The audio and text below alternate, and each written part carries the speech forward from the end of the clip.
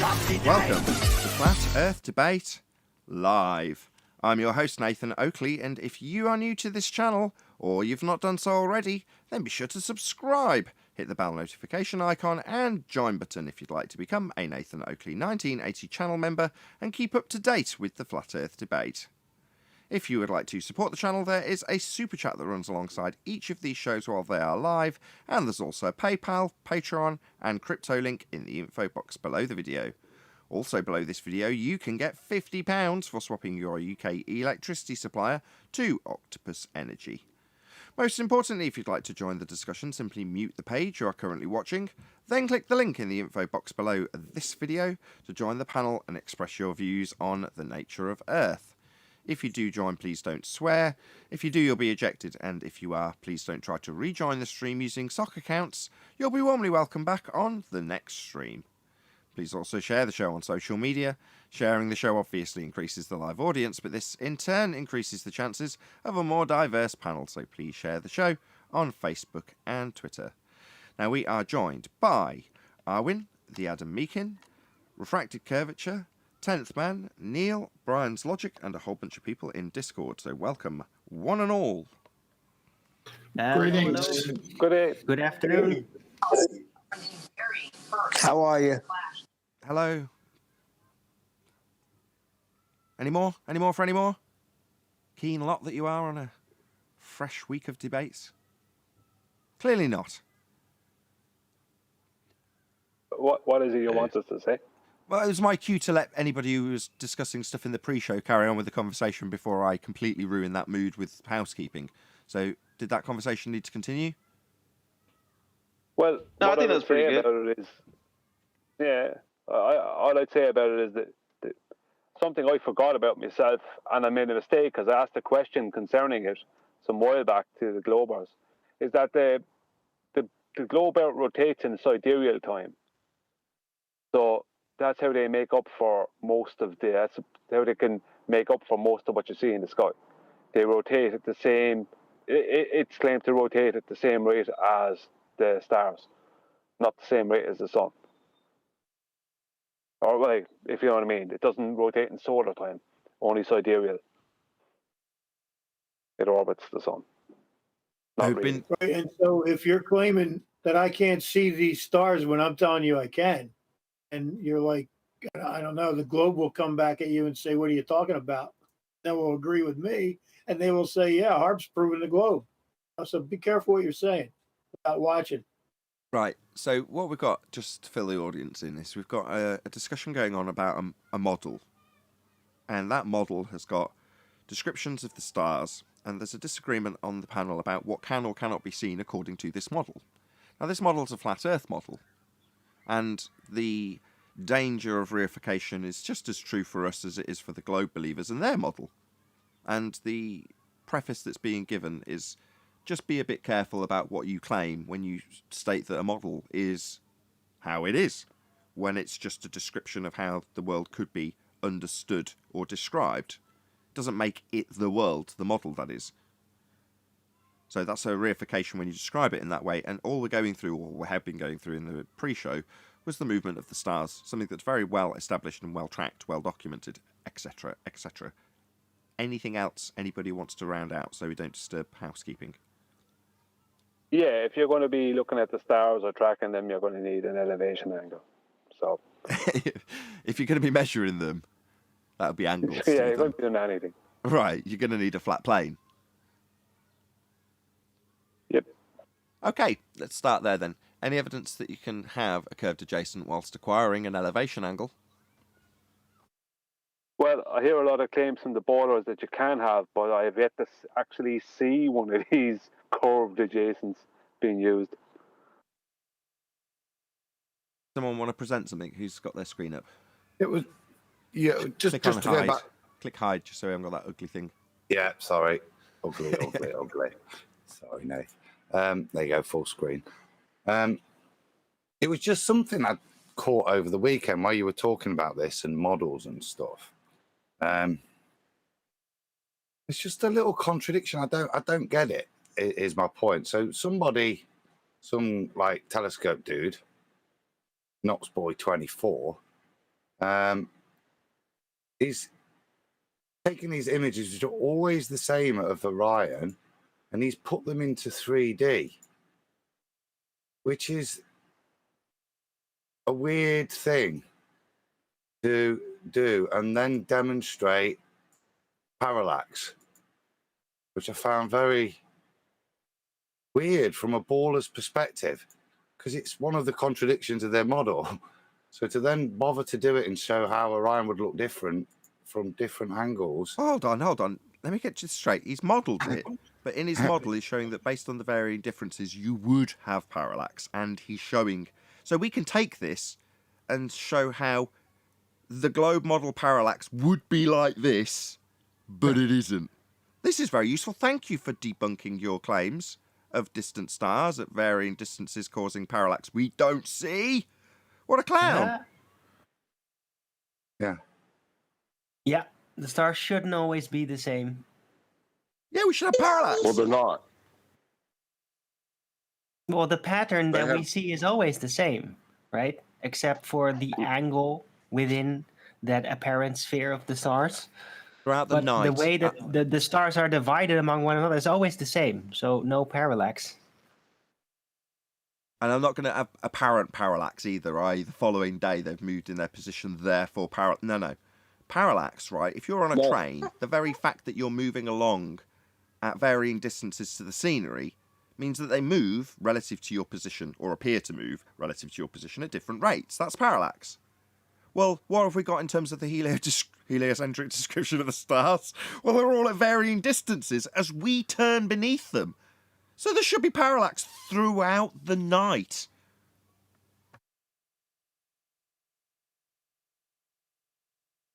There isn't, by the way. I don't know about throughout the night. But Why not? the Why not? In a heliocentric model, you would absolutely have parallax throughout the night. how much angular change would be expected to be seen throughout the night? Well, as you're travelling at a given speed, moving your position with the relative world that is the stars in a heliocentric model wrapped around you, you're moving with relation to all of it at different rates because they're at different distances, ergo you should have parallax. You don't. Yeah, but what distances would they be considered? Like, how much parallax should you see in a night? A lot. They're at varying distances, therefore there should be varying rates of parallax all over the place. Well, if you're in a mountain range and you look out and there's distant mountains, not all those distant mountains are at the same distance, but they all seem to move together as you move. Does that mean that they're all should move at different rates depending on how far you move? Well, hi guys. If the Can we mountains use, were also I was gonna answer him. Hold on, Go go on, ahead, Eli. Eli. Just one sec, Adam. I heard Eli first. Go ahead. Can't we use, say, instead of two stars, the moon, the stars? He's saying there should be parallax with respect to the moon and stars because the moon's at a much closer distance. Well, yes, also, but go ahead, Adam. Well, the moon does demonstrate that, doesn't it? Its relative position changes throughout the night because it is tracking differently. The point with regards to the mountains is if the mountains were also moving, the only way that you would prevent that would be if the mountains were moving to keep the same level of perspective just for you as the observer, wouldn't it? But if they were also moving along their own independent path, then you would definitely see it. The reason you see, and it supports premise, doesn't it? The reason the mountains aren't demonstrating it directly when they're so far away is because they're static and static in relation to each other.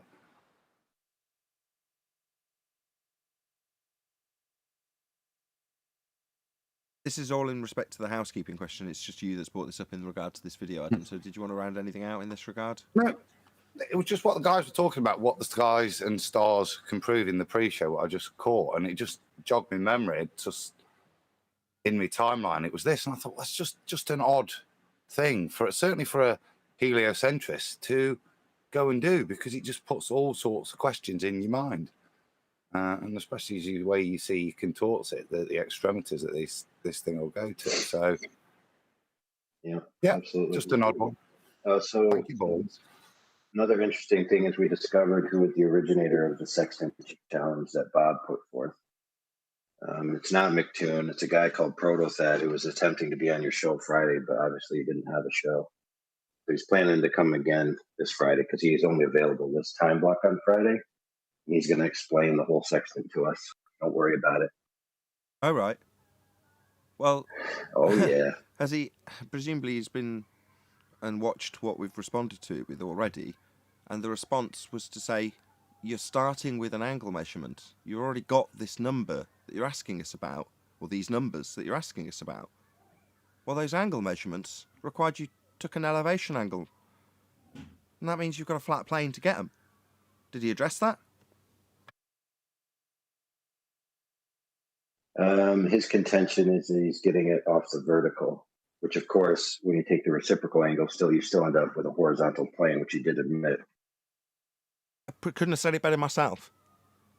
It's not just between your vertical, which you'll be establishing from horizontal in the first instance, with your sextant. Any globe preconceptions will be corrected for to give you a flat plane.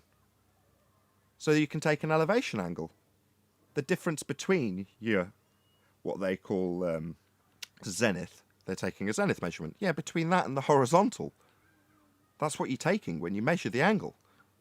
So either he denies that it's got a relation to the ground at all, in which case what use is it, as he's trying to describe where to find ourselves on the ground? So that makes no sense. So you can't just deny that it's got a relation to the ground when that's specifically the purpose. So he's tried to dodge it with a bit of subterfuge. He could speak for himself. Go on, sorry. In the future, but he took it backwards. So you're saying that you're correcting for the sphere, right, to bring it flat. He's saying I'm creating this flat horizontal, and then I'm correcting it with the dip angle. So he's looking at it from the opposite direction. Yeah, but the dip angle's bringing a geometric, non-visible horizon up to the flat plane. So he could be doing it afterwards. Doesn't change the fact that he's bringing that geometric horizon up to the flat plane he's actually measuring. That's what's actually happening. That's fine. That's absolutely fine. Absolutely, but it's a sleight of hand because all that you have to do is just rename it to the celestial horizon. Well, we've only accept the dip. Accept the dip. Accept what the dip is, and then say black swan. Exactly. So what he's claiming is the dip correction in this regard is a correction for a geometric physical horizon formerly known as Earth curve. Any evidence of a physical geometric horizon formerly known as Earth curve? Well, couldn't you get rid of that if you just went with the Eratosthenes claim proof, where just use sticks and shadows, remove the observer or any geometric horizon from the equation? We could argue about that, but no, not in this example, because we're talking about specifically about tangent planes when they make this explanation. Well, what tangent to what? Well, a physical geometric sphere edge horizon, that's their tangent point. Well, they haven't got one anymore. Black swan, as Adam pointed out already. Maybe reiterate your point, Adam. Yeah, so if they're going to move, or if you're going to let them move past the premise that you can balance a T-tray on top of a ball to create your tangent plane, what they're doing when they take celestial navigation is make a statement that you have to make a correction. The purpose of that correction is you are on a T-tray. So when you're looking over, you're not looking over the plane, you're looking at the leading edge of the ball. And you have to make that adjustment because you're dipping down, the dip angle to the horizon. But in their maths, that dip is a physical correction based solely on height and R. And as we can demonstrate then, therefore that dip correction is not for that purpose. Doesn't comport to that black swan. Yeah, it's not where you say it is. Therefore, you're not drawing a tangent line to that and then adjusting for that to make it level to create the tangent on the top. You can't be doing that because it's not there. So in summary, you're taking a measurement off a flat plane because you must. That's how you're going to get your angle. Well, that was my point. That was my point with Eratosthenes, though. Like, why argue about dip angle with them when all you're using is a flat plane in that description? Yeah, but if they use this sleight of hand as is being described by Citation Police, then you can point out that their sleight of hand requires a physical tangent point to claim their dip correction, and they haven't got one anymore. So if they've employed the sleight of hand, you can hand wave it. It isn't relevant. You're right, John. But ultimately, they're still going to, as soon as you try and hand wave it as irrelevant, decry that it's the most important thing in the world. So you've got to attack it. Well, what I'm saying is Eratosthenes, in his angle measurement of the sun, didn't have a physical geometric horizon within that measurement. Still had to take an elevation angle, though. Right? He just used the flat plane and sticks and shadows, Correct. according to history. Yes. He still had to use a flat plane to measure these angles.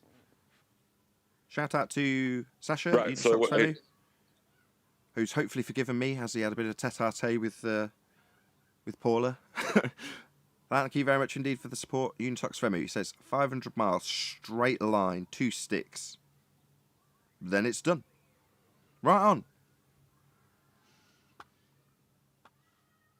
So no evidence of this tangent point, formerly known as Earth curve, their version of a horizon physical, blocking things, debunked by the Black Swan. Any movement on that? I'll take that as a no. Any evidence of axial rotation of the Earth-based variety?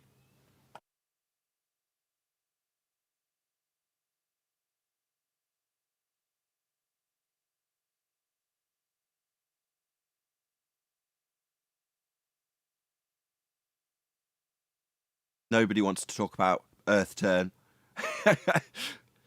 Okay, fair enough. Moving on. Any evidence of a self-perpetuating... Oh, now someone wants to talk about Earth turn. Go, go, go. Just saying, you're going to need that for that. You are going to need R for that. Yeah. Rotation rate. Need a flat plane for R. Yeah, you're going to need a flat plane to get the R. That's right also. I like this game. So, self-perpetuating molten iron core at the centre of said presupposed spherical Earth.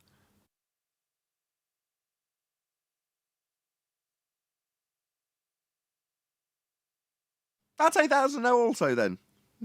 Fair enough. Any evidence you can have gas pressure without the necessary antecedent of a container to press upon? You need a dome. You need containment. I don't know what the sky is. If you claim to know what the sky is, please let me know. If you're an audience member and you feel you know what that blue bit with clouds seemingly below it is, then tell us. Obviously, we're going to quiz you about how you've demonstrated that, proven that. Logic won't do, I don't think. Logic leads you to containment, not dome. Sorry, Adam. I was trying to trigger Neil, but he must be busy. He must be. No, I don't know. We'll see. No, I'm not busy. I'm waiting for people to come in. I was about to say, are we allowed to use deductive and inductive logic? Say again? I was going to say he almost committed a logical fallacy there, but caught himself. Aha. You're on point. Phil B from the chat says pendulum, presumably in response to any evidence of axial rotation of the Earth-based variety.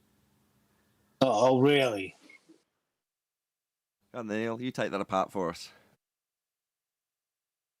I'm busy. If Earth was a sphere and it was turning to cause a pendulum to deviate from its back and forth motion, so pendulums take a back and forth motion, that's their inherent property, back and forth only.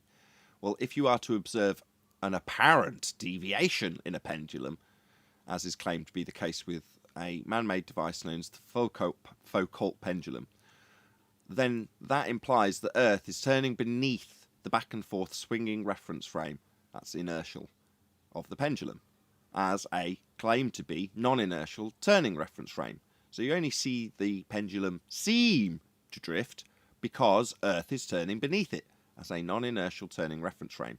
So that would mean that we've got two reference frames, Earth as a non-inertial turning reference frame and a pendulum swinging in an inertial reference frame, because it's not attached. Its swing is in the inertial reference frame. Anything not attached is in an inertial reference frame. That would include things like footballs, ergo Neil deGrasse Tyson's example of a football being kicked and curving through the goalposts because Earth is turning beneath in the same way as claimed to be the case with the pendulum that Phil's claiming in the chat. So, if Earth is turning underneath footballs and underneath pendulums, then it's also turning underneath hot air balloons, drones, helicopters, aeroplanes, you if you jump up and down, and you would notice that. A flight from Charlotte, North Carolina to Los Angeles would take about an hour and a half because Earth would be turning underneath it for you to be on the ground seeing that plane seem to drift like the pendulum does, or like the football does, because it's claimed in those two examples, being claimed by Phil in the chat, that Earth turns underneath the pendulum, non-inertial turning reference frame, to cause a Coriolis deflection. That is what that is known as, and claimed as by the globe. That is claimed we have Coriolis deflection, Earth turning beneath things to make them appear to drift. So, we turn underneath hot air balloons and they appear to drift? No. We turn underneath aeroplanes and they seem to drift? No, it would shorten flight times. We turn underneath hot air balloons and the continent that's we're attached to drifts away and the next one along comes to the hot air balloon? No, Earth is not turning underneath hot air balloons. You launch your drone on the equator and it whizzes away at 1,000 miles an hour, not because it can fly at 1,000 miles an hour, but because Earth's turning underneath it as a non-inertial turning reference frame to cause it to seem to drift away because it's Coriolis effect. No, that does not happen. So while people may claim, with a parlour trick, that a pendulum is demonstrating Earth turning beneath the pendulum, then that has implications that are far wider reaching that we can demonstrate do not happen on a larger, wider scale. Flight times are not reduced to an hour and a half from Charlotte, North Carolina to Los Angeles. They take about 4 hours, because Earth's definitely not turning beneath them. Hot air balloons can take off and land in the exact same spot they came from. Why? Because Earth is not turning beneath hot air balloons as a non-inertial turning reference frame, claimed to be the case with pendulums. I'm done. Anybody else got anything to add? Do you remember the argument with powered flight? And they also would say that Earth and atmosphere move together. If Earth and atmosphere move together, then there's no Coriolis effect to observe because there's only one reference frame. They're moving as one, therefore one reference frame, not two, as required by the globe claim of Coriolis effect. So no, when they say they move together, that wouldn't cause the effect that the globe claims they have. That would be drifting apart, seeming to drift at a rate that you are moving beneath the item not attached, like a football or a pendulum. However, we'd notice in a hot air balloon or a drone filming the game that's supposed to see drift under the ball when it leaves the ground. Well, then the drone and the blimp would also film the effect as they drifted, not attached to the ground, but they don't. The second one you said was powered flight. Coriolis effect is only capable of being observed from the roundabout, or in this instance, a claim to be turning Earth. So you must be observing the plane seem to drift from the ground to call it Coriolis effect. If you're on the plane detailing how it's got powered flight, then you're not detailing Coriolis anymore. Well said. The primary premise has been falsified. Earth doesn't have an axis that we can measure. You need half of that. Right. Why are you going to ruin Nathan's whole... No, he led me to ruin it for myself, which is much nicer. I like that. Thank you, John. You'll need Yes, a sir. flat plane for that, or You'll need a flat There plane to you get go. that out. That's right. I like this game. Housekeeping's a lot more fun recently. Any scientific evidence of gravity? No, absolutely not.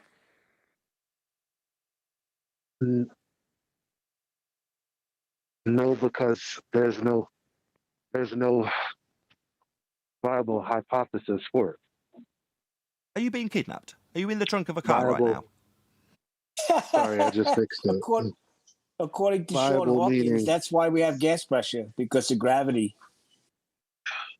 Viable meaning that your hypothesis is basically just your supposition as to what caused the phenomena that you are observing. So your independent variable is going to be manipulated, or your assumed cause is going to be manipulated to try to recreate the phenomena observed. Or it won't, which will give you the null, which what makes scientific method empirical in the first place. So No, there's none of that. any scientific evidence of gravity? With that being said, No, shout out to you. it's impossible. Say again. Go ahead. It's impossible. It's an invalid description of phenomenon that's never been observed. Perfect. Nice summary. Shout out to Unitox Femme, who says, there is no cure for cognitive dissonance. You are on your own. Yeah, that's very true.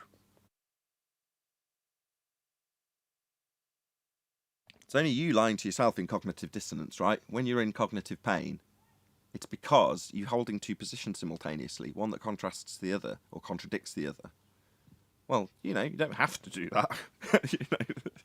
You don't have to hold both positions as true. You can assess it from a different angle and decide if any of it's true. You don't have to hold either position, potentially, but some people hold both. It's just nuts. There is a cure. There's a cure for cognitive dissonance, not necessarily if you say flat Earth, given the pre-show conversation we had about a model. No, you just have to abandon everything you've been indoctrinated with, and then you'll find the cure. My wife found a term for that. Unschooling. You ever heard that term? We homeschool, so that's... Oh, yeah. Can you break that down for me? It's a new term on me. Yeah, don't let your schooling get in the way of your learning. So what's the point? Let's not get into this. This isn't necessarily related at the moment. It might be in the future part of this show, we'll see.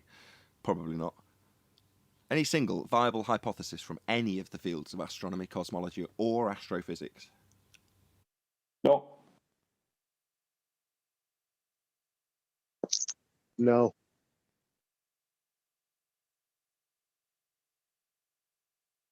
Any evidence of the distance to the sun, which I've heard being discussed on a few other platforms over the weekend?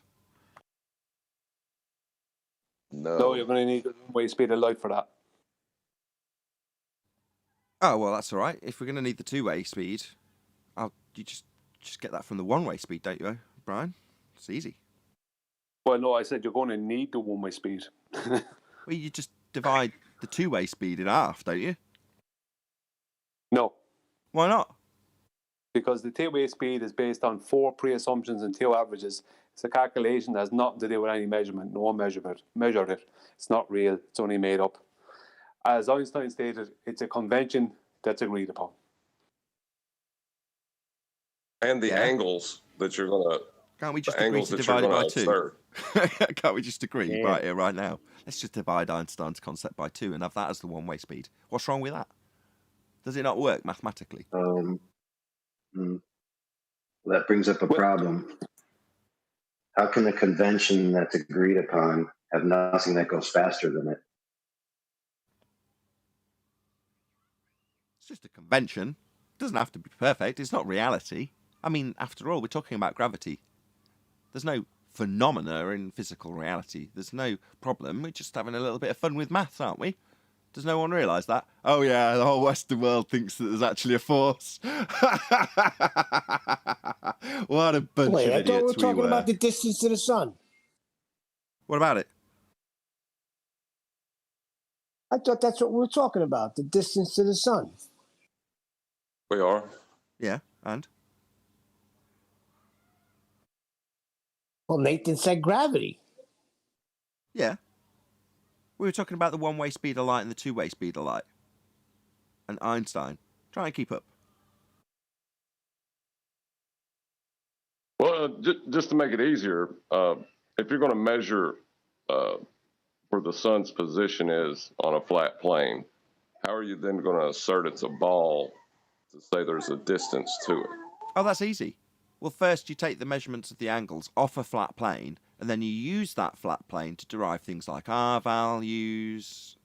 Ignoring the fact that you got the measurements from the flat plane, you can assert with the flat plane measurements that you're on a sphere. Didn't you know that? I thought you knew that. So, ballers. Right. Just as a quick summary, listen, if you're watching live and you can, if I've got PVR turned on, rewind 25 seconds and listen to that conversation again. because I'm going to state it as a summarized statement. In order to claim that you are on a sphere, you will first require measurements of a flat plane. This is a fact.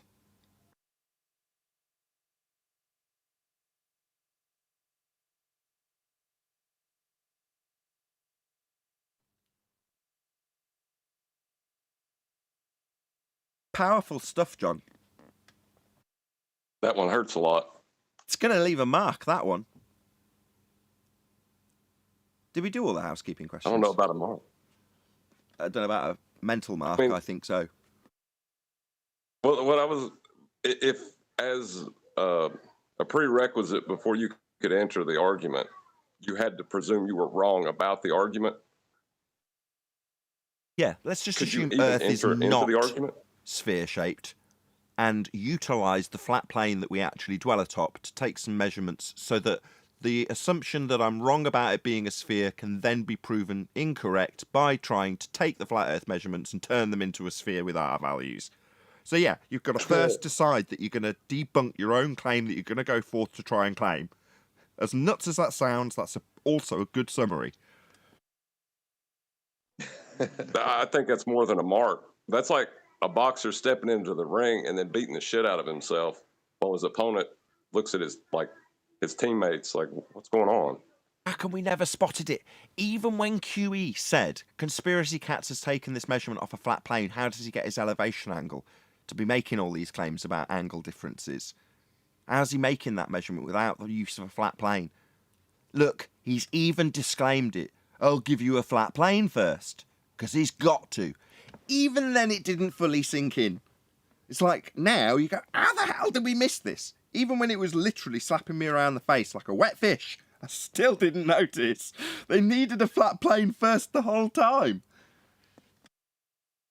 I know that was one of the arguments we were making against them when they first came at it. Like what they were talking about the angular size of the mountain and the mountain in the distance. Like that's one of the things we were asking them. Like, how did you do that with your globe? Yeah, how'd you measure the angle? Yes, it's an elevation angle measurement. And what would you be using to do that? Well, a sextant. If they were taking anything. They weren't. They were using pixels. Well, it never dawned on me that the reason they're doing that is because the moment they pick up a sextant, QE's been saying this for the last 6 months as well, they can't even look at a sextant. They can't get close to it. That's why they're counting pixels. They're still at counting pixels. I've heard them be over with Bevan then, trying to claim they're counting pixels. I heard Flat Earth Math at that stuff only a few nights ago. It was Friday night. Counting pixels. He tried to tell Bev you can measure something by looking at a photograph and counting pixels. Like, that's where they're at. They're lunatics. I don't know why anyone would mess around with Charles now. I'd got a Skype message from Anthony, and he'd basically screen capped a few messages back and forth with Charles, and he's like, literally, because he's a bit more, how can you describe it? Not concise. I don't know what the word is for lawyer speak, for detailed and accurate. He was detailed and accurate, laying out Charles's lies. And he really did go to great extents to say to him, here are your lies. Here is how you have lied about them. Here is the examples where you've lied about them. And here is the proof that they are in fact lies. He's done that 3 times to Charles.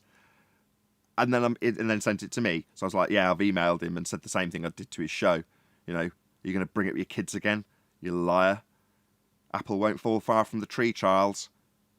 Little sod. Bringing up his kids when he's having to be called out on a lie for R. That's what people who are scum do. Throw your kids into the mix the moment you've got an awkward question to answer. But that aside, it's just, there you go. There's your lies laid out for you. Like with me, just doubles down. And Anthony was like, I had to block him eventually. The guy's just dishonest.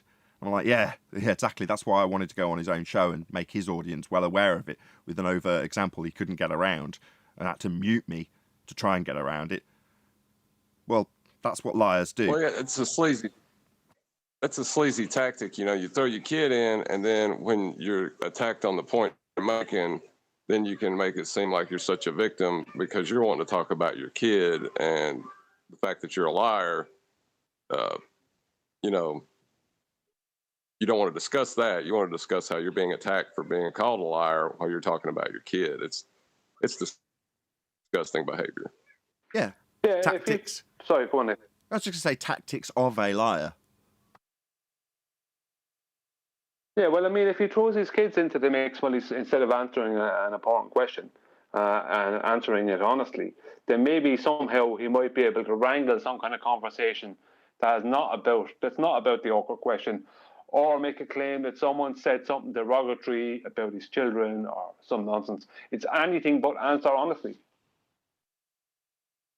Everything they say is dishonest. Not necessarily. I don't disagree with you on that score, because everything they say is based on a lie. That's different.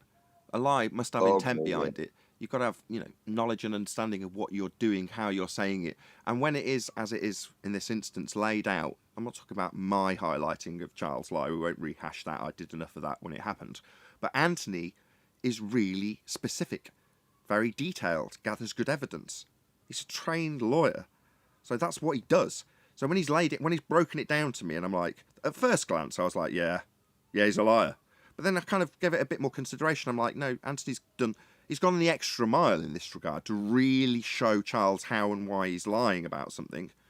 And when it reaches the point that person's tripling down and quadrupling down on their lie, that's the kind of point that Anthony's just like, I can't deal with this. This person's so dishonest. Those are pretty much his words, not verbatim, but that's the sentiment.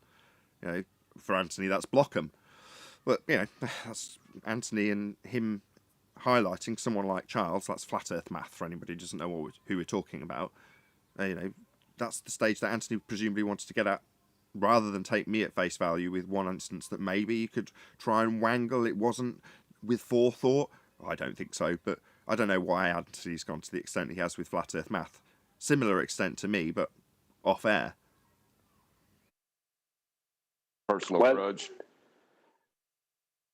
If Charles Flat Earth Math or anyone else is claiming the Earth is a globe, then that means they're automatically claiming that there's a radius to that globe, and that radius, as an average, is 3959 miles. That is their average radius. It has to be. There is no other way out. The globe can only be the exact size it is because it's based off of flat Earth. It's based off of elevation angles to Polaris. That's what it's based off of. And ignoring of the perspective, they just took all those elevation angles and took them all into the center of the globe after they took them off a flat plane. There is no other way the globe can be any bigger, any smaller. It has to be exactly the same size as it is. And those elevation angle measurements to Polaris, I'm not going to take this glory. John, can you just summarise your point off the back of what Brian's just said, please? Sorry, my kids got me distracted. You can go ahead.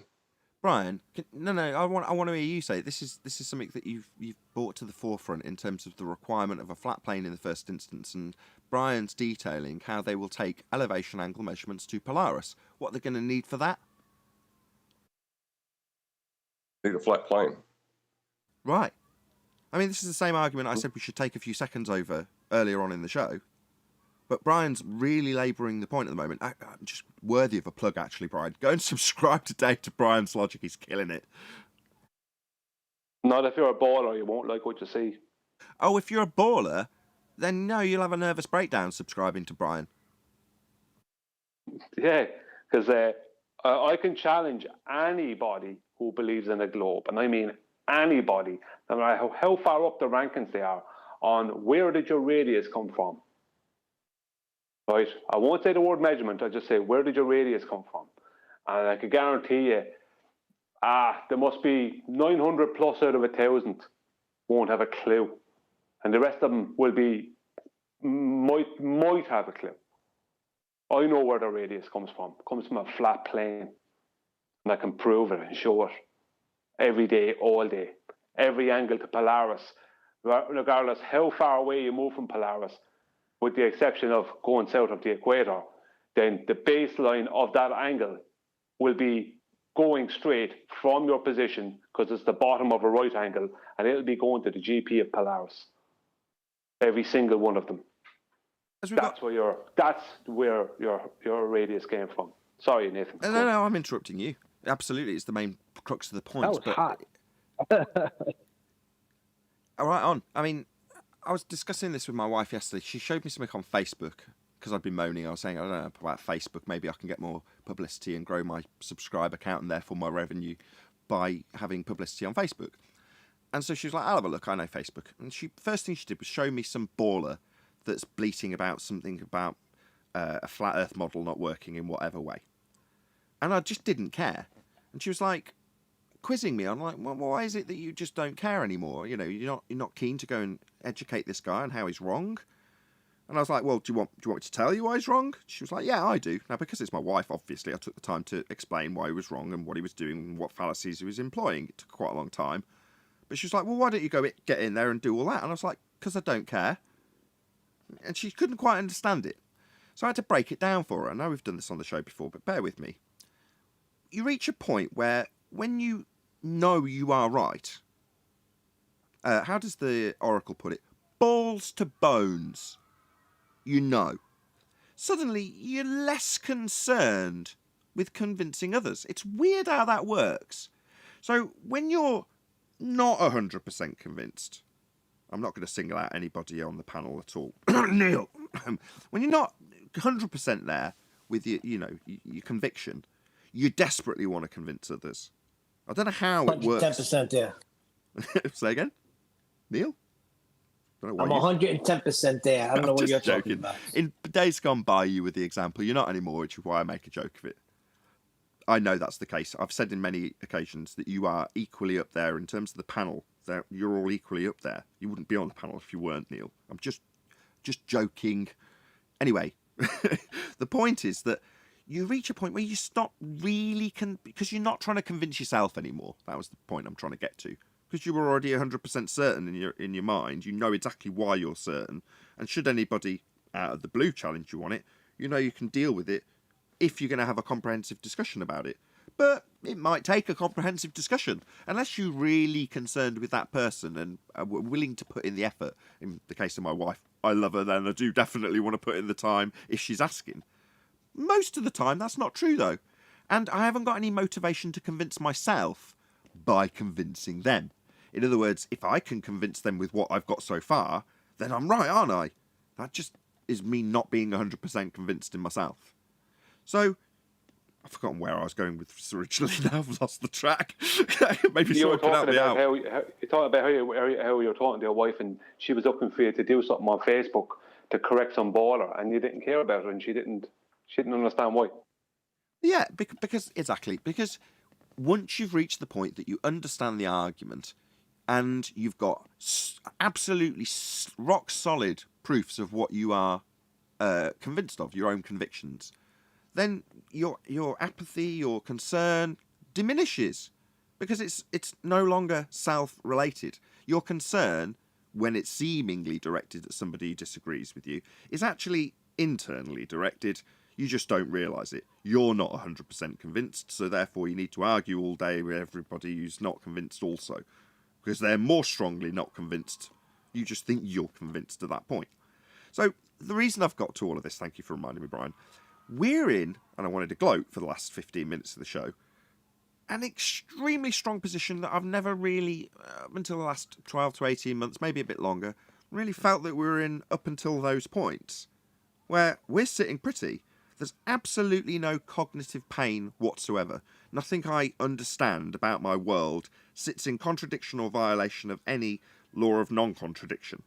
So I'm not worried about it. There's no stress on flat Earth, so to speak, for me as an individual. Once the show's over, I'm not deeply concerned, even if there's been a seemingly dramatic, hopefully I've hammed it up enough for it to, gather and garnish a few views. But in reality, once the show ends, I'm not stressed about it. I'm not concerned about it in any way, shape or form anymore.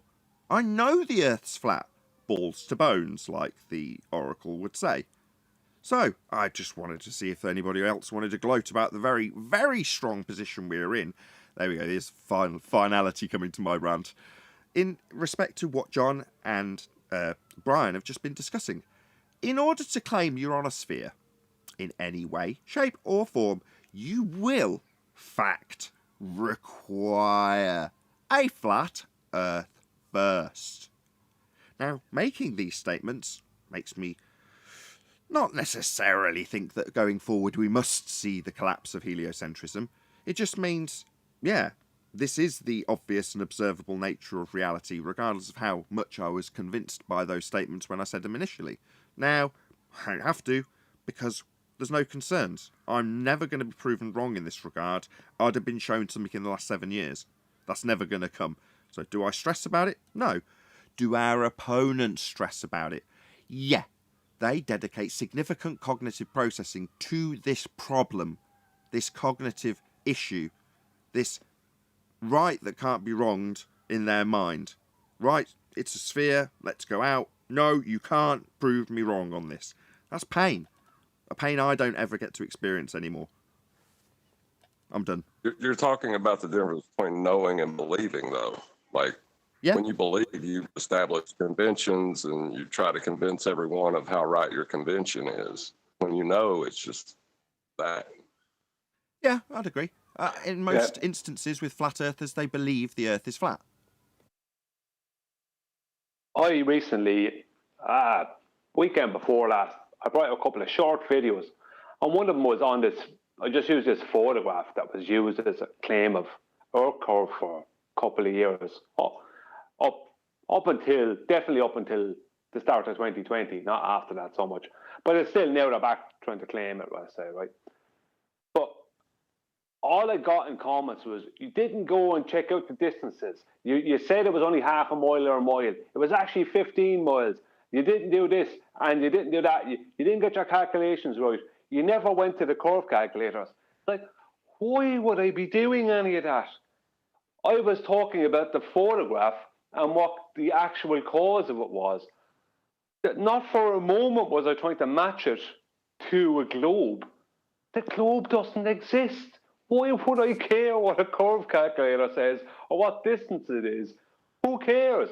I was pointing out how it can't happen, how that couldn't happen on a globe, how this photograph used to be claimed to be a globe proof, blah, blah, blah. And the whole premise of what I did and what I was saying never got addressed, because all I got was people telling me, and I got 2 or 3 people, like Where's Wally and some others, made videos about how I wasn't able to get my facts correct and get all the information about this photograph, right? It's information I had years ago, and I could get at any point, and I knew where to get it. But I don't care. I don't care about curve calculators. I don't care what distance it was. It doesn't matter, because it's only on a flat earth. It has nothing to do with a globe. Globes only exist. But Brian, how does it compare to the begging the question proof of nothing perspective hijacking Earth curve calculator? Yeah, exactly. Well, there you go. It's like, all I have to say to him is, what are you talking about? Your horizon is, your geographic horizon is, it's a mathematical thing. It's all nonsense. Like, none of them could answer me. Even the people who made videos. There was 2, 3 people made videos about it. None of them could give me an answer on what was the premise of my video. They couldn't understand it. Nah, it's just an opportunity to talk about how Spheria is based on the begging the question proof of nothing perspective hijacking Earth curve calculator and its assumption of an R value we've debunked with Black Swan. Just another opportunity to compare a photo to that calculation that automatically assumes the thing they're looking to confirm. They're trying to pull you back into 2015, 2016. That's what it is.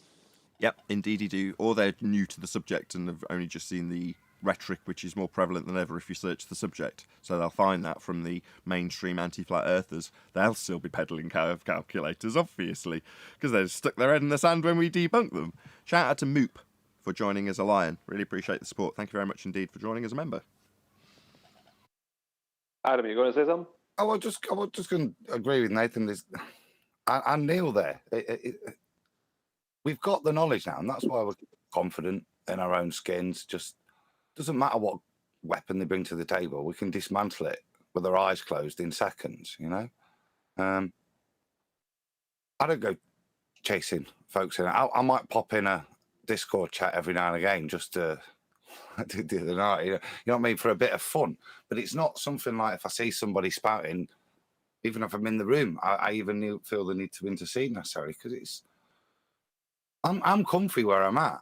You know what I mean? And I enjoy doing stuff like this, actually chatting with people about real stuff now, taking the stuff forward. So looking at the things that are of puzzlement still, not necessarily expecting to solve it and understand things like I used to think I did, but just, you've used the phrase, looking at things with wonderment now. There is something, though, I read last week that is a bit scary. If the ballers can pull it off, they might be able to get elevation angles. If you can get a space plumb bob working, then we might have an... Oh, God. Hold on, I've got to... No, some people in the audience might not get the joke. So Zanik came in the other day, I trimmed this out, and the beginning part of the bit I trimmed out, which is, I think it's got... I can't remember what's on the thumbnail or the title, it doesn't matter.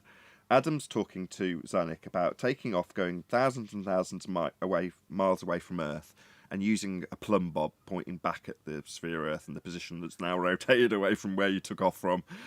Take it away, Adam. Well, that was his claim, wasn't it? That you just point it at the spot where you take... I'm saying, but we're all halfway to the moon because we're trying to make sure. But so we've now got... And this was the point I wanted to do, because this was what the NASA videos were basically saying. You know, look at the star, find a bit on the edge of your ball, and take that angle. And I say, it was quite telling for me, because the resolution in Zanik's mind was to invent a space bob, a space plumb bob. It was the only way you could see to resolve what is clearly just absolute gibberish nonsense. You know, sextants in space, edge of your ball, that's your horizon still. But we talk about cognitive pain, but there it was, because he reverted to that as a retort, which, you know, ended in the ridiculum as he tried to defend it even further, didn't we? Well, he did try and double down on it, but the second attempt, when he's got me going, no, we're going to gloat about your twice failures in this regard. So, no, we're not going to babble on with you changing the subject. We're going to gloat about how stupid it is. And we did. So he then dropped it and was like, okay, right, on the ground, we'll measure an elevation angle. Okay, how are we going to do that without a flat plane? So then he lied. Don't need 90 when you're using a sextant. Oh, really? Here's a citation. Liar. Yeah, it's not welcome. It leaves a really nasty taste in my mouth when people are more than willing, rather than going around in a circle, things like that. I'll tolerate that, right? Because that to me says, okay, the person's in cognitive pain, they've got to reassert the original position, even though they're now reasserting a different position, having been led to it. That's cognitive pain. When they just lie, for example, saying you take your elevation angle by any measurement possible. You're like, what? No, that's not what he said. He said by any means, you calculate, that's what he said. You calculate your angle of elevation by any means possible. I don't think that's verbatim either, but it's close enough. That's an overt lie that strikes at the heart of our argument, because you're going to be measuring an elevation angle. But if they can do as this current sextant challenge has done, and start with the angles, then you don't need to concern yourself with the fact you need a flat plane for them. Well, if you start with them because they've been, what's the word he used again? Calculated by any means possible, well, then you don't have to worry about it, right? Here they are already written down. Someone else has gone and got them. How? Well, it doesn't matter. By any means possible. Here they are, got the numbers. Well, no, they needed a flat plane to get them. That's our argument. So lie. Oh, did you get them by any means possible? No, you don't. That's the first attempt at a lie. Then he lied about needing 90 when using a sextant. So, what, again, striking at the very heart of our argument by lying about the very definition of an elevation angle and what it's being utilised for when you're doing triangulation. Well, you know, that's a lie again. Sod off, liars. I'm not going to tolerate your overt lies. And then laughing about it just like Charles Flat Earth Math did when he was caught in his R lie. His radius value lie, which we've detailed already twice on this show, so we won't go through that again. Sounds more But it's like kind of by funny, any though. means necessary, not any means possible, because there is no means possible. But any means necessary would be more appropriate. Well, there's only one means possible, and that's off a flat plane. Fact, it must be flat to do this. Well, yeah, but when he's attacking our argument, he's attacking the base of his argument too. By throwing those Good angles point, away man. like You're that. on fire Just saying today, they're- John. That's epic. Oh, right. You want to attack the fact that you don't utilize an elevation angle off the ground in your reassertion of a definition of elevation angle measurement with use of a sextant. You're going to need that to be the case if you're going to derive an R value from a flat plane with angle measurements. That's how you do it too. You need a flat plane because it's got to start that way, hasn't it? Oh, you're on fire, John. I love it. Yeah, they're trying, but it was like Adam said, any weapon they bring will be a dull imitation of the one we're using. You know, it'll be like a cardboard cutout of a gun instead of an actual gun at this point. Soap and boot polish. Yeah, they're done. Well, Zanuck talking about a plumb bob in space. I mean, I'm not talking about Einsteinian current, right? Current Einsteinian. I'm talking about NASA, who use, right, who claim old and busted force of gravity. Within that paradigm, how is the plumb bob going to go down? You know what I mean? What's making it go down within your paradigm? You know, it you're not isn't. near the Earth. He relinquished the argument before we got further into fast, Brian. Yeah, and So that reminds me. Go on again. Sorry, you could go ahead first, Brian. No, it's okay. Go on. Well, that just reminds me of the distraction that took place over the course of maybe, I don't know, a year and a half, 2 years before I finally said, yeah, it's flat. What happened was, because of, all of the flat earth chatter, I got a hold of some globe information or some globe rhetoric. And me being just me on a personal journey to suss this out, I said, well, how do we know the distance to the sun? And you just run into assumption after assumption after assumption, and you never get to the part where there's a direct measurement or something that can be known or is known. It's all based off of assumptions. And when I got to the bit where it's like, well, how did they know that Venus was the same size as Earth? How did they know the size of Earth? There's no actual answer. Oh, no, there is an answer, and they're going to need a flat plane to get it. That is the answer. That was John's point earlier. He's been on fire, this live show. But with that, I have to say a huge, massive, enormous thank you, first and foremost, to both Discord and G+ panels for making today's live show possible. If you are watching this on either Nathan Oakley 1980 or Nathan Oakley Premiering streams, stay tuned, as there will be an after show to follow. I've been Nathan Oakley, and I will see you all in the next video.